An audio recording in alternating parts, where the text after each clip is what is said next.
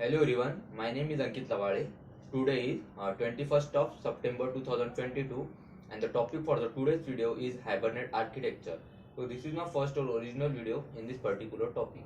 So the Hibernate architecture includes many objects such as persistent object, session factory, transaction factory, connection factory, session, then transaction, etc. So the Hibernate architecture is categorized in four layers. The first is Java application layer, second is Hibernate framework layer, third is backend API layer, and fourth is database layer. So the Hibernate framework uses many objects such as session factory, session transaction, along with existing Java API such as JDBC, which is Java database connectivity, JTA, that is Java transaction API, and JNDI, that is Java naming directory interface. Now we will see the elements of Hibernate architecture. So for creating the first Hibernate application, we must know the elements of Hibernate architecture, and they are as follow. The first is configuration object.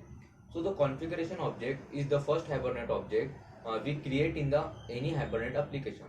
So it is usually created only once during application initialization. It represents the configuration or properties file required by the Hibernate. So the configuration object provides two key components, that is database connection and class mapping setup. So the database connection is handled through one or more configuration files which is supported by Hibernate, and these files are Hibernate properties and hibernate.cfg.xml. Then the next is class mapping setup. So this component creates the connection between the Java classes and database table. Now the second element, that is session factory object. So the configuration object is used to create a session factory object which in turn configures Hibernate for the application using the separate configuration file and allows for a session object to be instantiated. So the session factory is a thread safe object and used by all the threads of an application. So the session factory is a heavyweight object. It is usually created during application startup and kept for later use. Then the next is session object. So session is used to get a physical connection with a database. The session object is lightweight and designed to be instantiated each time an interaction is needed with the database.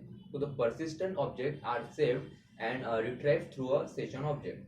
So the session object should not be kept open for a long time because they are not usually thread safe, and they should be created and destroyed them as needed.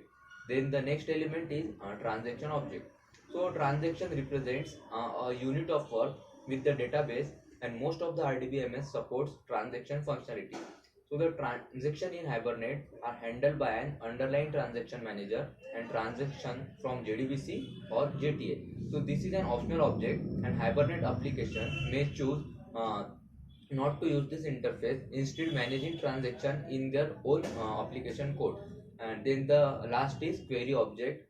So the query object use SQL or Hibernate query language string to retrieve data from the database and create object. So this is all about the Hibernate architecture. Thank you.